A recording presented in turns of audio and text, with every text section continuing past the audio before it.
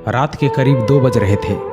Laws के सारे लोग सो गए। चारों ओर सुनसान छाया हुआ था, लेकिन रमेश बेड पर किताब रखकर अपनी गर्लफ्रेंड से चैटिंग कर रहा था, और ये ऐसा पिछले 2 सालों से करता आ रहा था। रमेश के पिताजी एक रिक्शा चालक थे। कड़ी धूप में रिक्शा चलाकर अपने बेटे को कॉम्पिटिटिव एग्ज़ाम की तैयारी के लिए पटना भेजे थे। महीने के हर 1 तारीख को रमेश के पिताजी ट्यूशन फ़ी, रूम रेंट और खाने पीने का खर्च भेजा करते थे। लेकिन एक दिन की बात है, अचानक रमेश की माँ फ़ोन करके कहती है कि बेटा, पिताजी की तबीयत बहुत ख़राब हो चुकी है, तुम जल्दी से घर आ जाओ। इतना सुनते ही रमेश भागा भागा हॉस्पिटल पहुंचा और वहां जाकर देखा कि उनकी माँ डॉक्टर के आगे हाथ जोड़ रही थी और कह रही थी कि डॉक्टर साहब, आप ऑपरेशन कीजिए, मैं 5 लाख नहीं बल्कि 10 लाख दूंगी, लेकिन मुझे वक्त चाहिए, प्लीज़ आप ऑपरेशन कीजिए, अभी मेरे पास पैसे नहीं है, मैं एक रिक्शा चालक की पत्नी हूँ।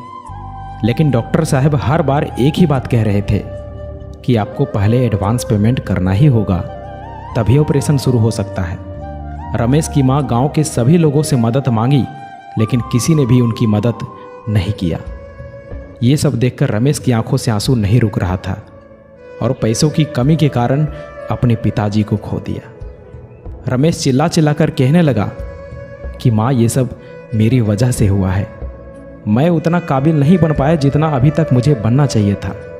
रमेश अपने आप को कोसने लगा और कहने लगा कि काश मैं अच्छे से पढ़ाई किया होता, अच्छे से मेहनत किया होता, तो आज मेरे पास जॉब होता, कुछ कर रहा होता और मैं अपने पिताजी को बचा पाता।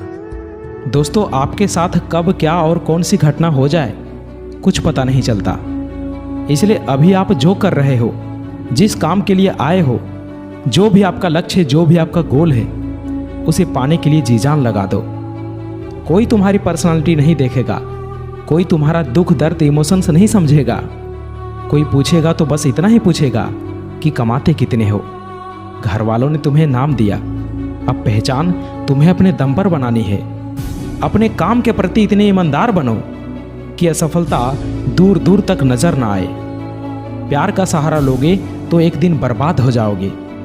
अपनी शान और पहचान बनानी है तो मेहनत का सहारा लेना ही होगा, जी जान से मेहनत करना ही होगा।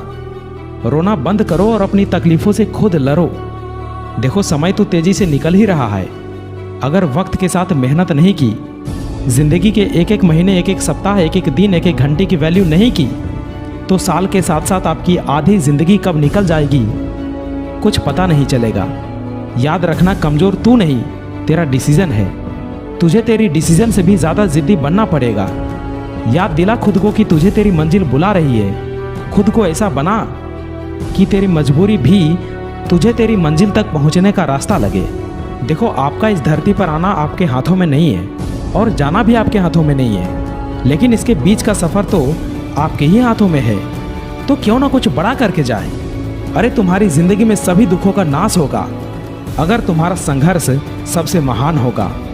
अपने जीवन को इतना महान बनाओ कि आपकी जीवनी सुनकर दूसरे लोगों को महान कार्य करने की प्रेरणा मिले।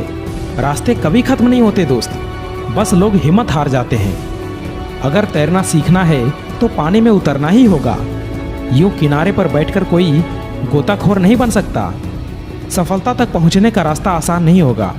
इस रास्ते में बहुत सारी मुश्किलें आएंगी जो आपका रास्ता रोकना चाहेंगी, लेकिन आप रुकना मत, बस चलते जाना।